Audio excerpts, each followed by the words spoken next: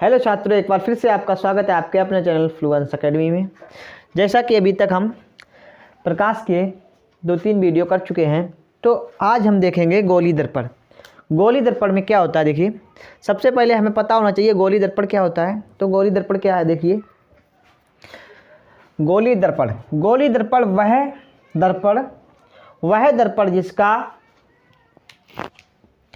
वह दर्पण जिसका परावर्तक पृष्ठ कैसा होता है, वक्रित होता है। ठीक है, वह दर्पण जिसका परावर्तक पृष्ठ अंदर की ओर या फिर बाहर की ओर वक्रित होता है, ऐसे दर्पण क्या कहलाते हैं, गोली दर्पण कहलाते हैं। जैसे देखिए इधर ये हमने एक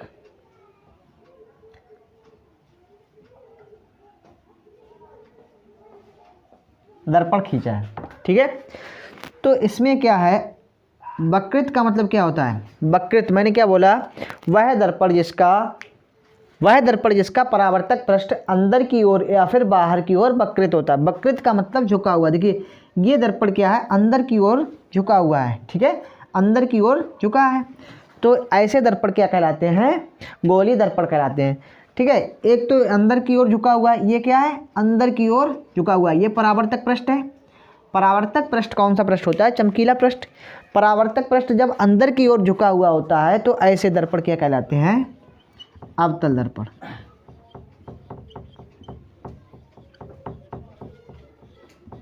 ठीक है, ये तो हो गया हमारा अवतल दर्पण। जब दर्पण का परावर्तक पृष्ठ, ठीक है, जब दर्पण का परावर्तक पृष्ठ बाहर की ओर वक्रित होता है, देखिए परावर्तक पृष्ठ क्या है, ये वाला अब किधर वक्रित है, बाहर की ओर। तो बाहर मतलब उधर की ओर। ठीक है, तो वक्रित किधर है, पीछे, तो बाहर की ओर वक्रित है। तो ऐसे दर्पण क्या होते हैं, इन्हें कहते हैं हम उत्तल दर्पण। ठीक है, ये हमारा उत्तल दर्पण होता है और ये अवतल दर्पण है। उत्तल दर्पण क्या है, इसमें ये उठा हुआ जो पृष्ठ है, देखिए इसमें क्या है, जो हमारा परावर्तक पृष्ठ इधर वाला सतह चमकीला पृष्ठ, वह क्या है, उठा हुआ होता है, उसे कहते हैं हम उत्तल दर्पण। और दबा जिस दर्पण में हमारा परावर्तक पृष्ठ दबा हुआ होता है उसे कहते हैं हम अवतल दर्पण। ठीक है, कुल मिला के तो इस प्रकार से हमारे दोनों दर्पण आपके समझ में आ गए होंगे। अब आगे देखते हैं गोली दर्पण की कुछ महत्वपूर्ण बिंदु देख लेते हैं। ठीक है, एक एक करके सभी को देखते हैं। तो देखिए ये हमारा एक गोली दर्पण है जिसके हम एक एक करके सारे बिंदु देखेंगे। ठीक है, नंबर 1 देखें हम, ये लिखा हुआ है P, जिसे हम कहते हैं ध्रुव। लिखते चलिए, आप कॉपी पेन निकाल लीजिए और नोट करते चलिए। नंबर 1 हमारा क्या होता है, ध्रुव, इसे P से डिनोट करते हैं। तो ध्रुव P क्या होता है हमारा, देखिए ये जो हमारा गोली दर्पण होता है, गोली दर्पण के मध्य बिंदु, देखिए ये गोली दर्पण है, यहाँ से M और N, यहाँ से यहाँ तक क्या है, गोली दर्पण है। इसका ये मध्य बिंदु यानी बीच वाला बिंदु, गोली दर्पण के मध्य बिंदु को हम ध्रुव P कहते हैं। ठीक है, यानी गोली दर्पण का जो मध्य बिंदु होता है उसे हम ध्रुव P कहते हैं। ठीक है, अगला पॉइंट क्या हो सकता है, देखिए अगला पॉइंट होगा हमारा मुख्य अक्ष। ठीक है, मुख्य अक्ष क्या होता है, वक्रता केंद्र C और ध्रुव P को मिलाने वाली एक रेखा। देखिए वक्रता केंद्र C है, यहाँ से इसको कौन सी P और C को मिलाने वाली रेखा, ये यहाँ से यहाँ तक जो खींची है हमने रेखा, ये हमारी क्या होती है, मुख्य अक्ष कहलाती है। बिंदु क्या है, वक्रता केंद्र C और ध्रुव P को मिलाने वाली रेखा को हम मुख्य अक्ष कहते हैं। तो इसी प्रकार से अगला देखिए, अगला पॉइंट क्या है, बिंदु हमारा है वक्रता केंद्र, C से दिखाते हैं। तो वक्रता केंद्र क्या होता है, जो हमारा ये वक्र है, वक्र मतलब गोली दर्पण, तो ये जिस गोले का भाग है, देखिए कोई ना कोई ऐसे हमने डेड डैश करके बनाया, ये गोला, ये इस गोले से ही तो काटा गया है, उसी का तो ये भाग है हमारा दर्पण। तो वक्रता केंद्र क्या होता है, गोली दर्पण जिस गोले का भाग होता है उसके उसके केंद्र को। ये गोली दर्पण, ये गोली दर्पण यहाँ से यहाँ तक गोली दर्पण जिस गोले का भाग होता है उसके केंद्र को, उसके केंद्र मतलब सेंटर, सेंटर मतलब सी, इसीलिए क्या होता है सी से प्रदर्शित इसको करते हैं। तो उस गोले के केंद्र को हम क्या कहते हैं, वक्रता केंद्र सी, यानी कि वक्रता केंद्र सी कहते हैं। ठीक है, अगला देखिए क्या है, वक्रता त्रिज्या देख लेते हैं।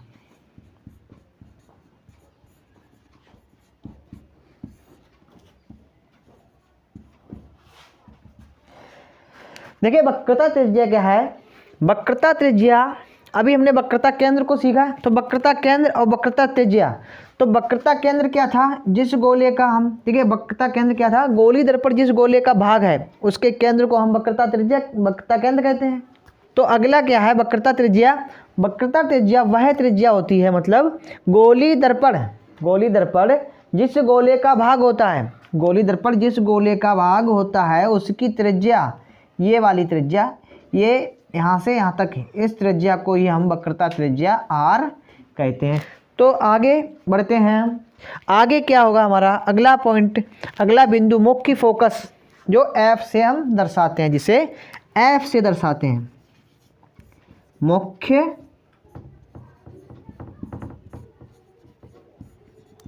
Focus F. तो देख लीजिए मुख्य फोकस क्या होता है, मुख्य फोकस क्या होता है, देखिए इसमें ये कौन सा दर्पण बना हुआ है अभी हमारा, अवतल दर्पण। मुख्य फोकस अवतल दर्पण और उत्तल दर्पण में थोड़ा अलग अलग बताएंगे तो अच्छे से समझ में आ जाएगा। तो पहले अवतल दर्पण में देखिए मुख्य फोकस क्या होता है।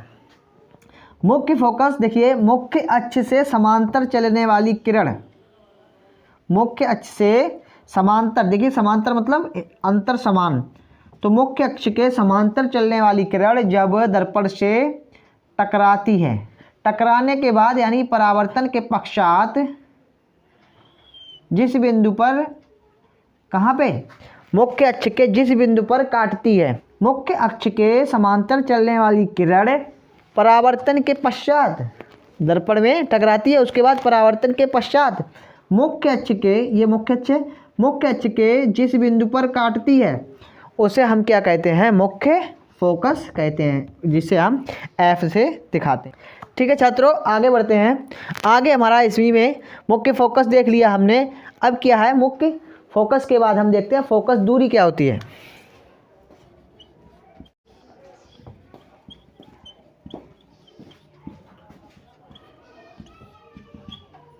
देखिए फोकस दूरी हमारी क्या होती है, सेंटर ये है हमारा क्या, गोली दर्पण, हमारा गोली दर्पण। अभी क्या हमने देखा था, ये समांतर चलने वाली किरण जिस बिंदु पर काटती है, क्या, मुख्य अक्ष को जिस बिंदु पर काटती है उसे मुख्य फोकस कहते हैं।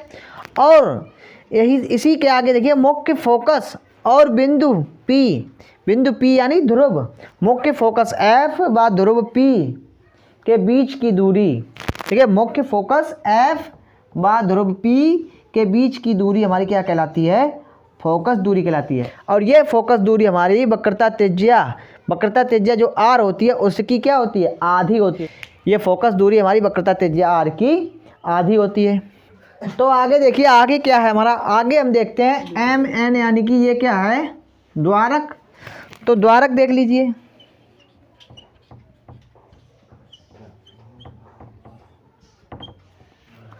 तो आइए द्वारक को समझ लेते हैं। द्वारक क्या होता है, गोली दर्पण के परावर्तक वृत्ताकार पृष्ठ के व्यास को, ये यहाँ से व्यास को गोली दर्पण का द्वारक कहते हैं या फिर द्वारक कहलाता है। तो आशा करते हैं अभी तक जितने भी पॉइंट हमने आपको बताए हैं अच्छे से समझ में आ गए होंगे। तो अभी तक हमने क्या, ये सारे पॉइंट्स हमने अवतल दर्पण में देखे हैं, लेकिन कुछ पॉइंट, कुछ क्या, सारे के सभी पॉइंट हमारे उत्तल दर्पण में भी इसी प्रकार से कार्य करते हैं। ठीक है, एक दो पॉइंट जो हैं अलग हैं, डिफरेंट, यानी रूपरेखा थोड़ी बदल जाती है, तो उसको हम उत्तल दर्पण बना के समझ लेते हैं। आ जाइए देखते हैं। तो देखिए अब हम उत्तल दर्पण में देखते हैं इसकी क्या कंडीशन रहने वाली है। उत्तल दर्पण में ज़्यादा कुछ नहीं है। देखिए वक्रता त्रिज्या, अभी तक क्या था, जिस प्रकार से अवतल दर्पण हमारा इधर को था वक्रित, और इसमें परावर्तक पृष्ठ हमारा इधर इस साइड पे था, और इसमें परावर्तक पृष्ठ किधर है, ये वाला उठा हुआ उभरा हुआ भाग है हमारा परावर्तक पृष्ठ। तो उत्तल दर्पण है, ये कौन सा दर्पण है, उत्तल दर्पण। सबसे पहले देखते हैं ध्रुव, ध्रुव पी, ध्रुव पी हमारा वही रहने वाला है, ठीक है, जो हमारा अवतल दर्पण में था वही हमारा उत्तल दर्पण में भी ध्रुव पी रहने वाला है। कौन सा, इसका गोली दर्पण का मध्य बिंदु यानी कि पी ध्रुव कहलाता है, ठीक है। अगला क्या है, मुख्य अक्ष, मुख्य अक्ष भी हमारा सेम वही है, वक्रता केंद्र और ध्रुव पी को मिलाने वाली रेखा हमारी क्या कहलाती है, मुख्य अक्ष कहलाती है। वक्रता केंद्र सी और ध्रुव पी को मिलाने वाली रेखा हमारी मुख्य अक्ष कहलाती है। आगे देखिए वक्रता केंद्र, वक्रता केंद्र क्या है, वक्रता केंद्र हमारा उसमें भी बताया था, किसी गोली दर्पण, देखिए ये गोली दर्पण है, गोली दर्पण जिस गोले का भाग है उसके केंद्र को हम वक्रता केंद्र सी कहते हैं। आगे अगला पॉइंट क्या था हमारा, वक्रता त्रिज्या, वक्रता त्रिज्या भी देख लीजिए। वक्रता त्रिज्या क्या होती है, गोली दर्पण, ये हमारा गोली दर्पण है, जिस गोले का भाग है उस गोले की त्रिज्या को क्या कहते हैं हम, वक्रता त्रिज्या कहते हैं, सिंपल है। अगला देखिए मुख्य फोकस, मुख्य फोकस एफ, तो मुख्य फोकस एफ यहाँ पे थोड़ा डिफरेंस, थोड़ा चेंज है। इसमें क्या होता है, उसमें समांतर किरण आ रही थी और जिस पे काट रही थी, इसमें क्या होगा, ठीक है, समांतर किरण, कोई भी किरण परावर्तन कब होगा, जब हमारा परावर्तक पृष्ठ होगा, परावर्तक पृष्ठ हमारा ये है उठा हुआ इधर वाला, तो समांतर किरण ऐसे आएगी, ये मुख्य अक्ष है, मुख्य अक्ष के समांतर कोई किरण आती है और इस तरह से आएगी। इधर हमें क्या फोकस पे काटती हुई प्रतीत होगी, ये क्या लगेगा कि हाँ ये फोकस पे जा रही है, क्या लगेगा, ये फोकस से होकर जा रही है, ऐसा प्रतीत होगा ये फोकस से जा रही है। देखिए ये ऐसा लग रहा है फोकस से जा रही है, तो इसमें क्या होता है, उसमें क्या काटती है, इसमें क्या प्रतीत होती है, इसमें क्या है प्रतीत होती है, लगता है हमें कि हाँ हो रही है, लेकिन रियलिटी क्या होती है, ऐसी निकल जाती है। तो ये क्या होता है हमारा, यहाँ पे इसे बोलते हैं मुख्य फोकस, ये हो जाता है हमारा मुख्य फोकस, ठीक है। आगे बढ़ते हैं, आगे क्या है, फोकस दूरी, फोकस दूरी वही सेम रहने वाली है। फोकस दूरी क्या होती है, फोकस, मुख्य फोकस और बिंदु P यानी ध्रुव के बीच की दूरी क्या होती है, फोकस दूरी कहलाती है।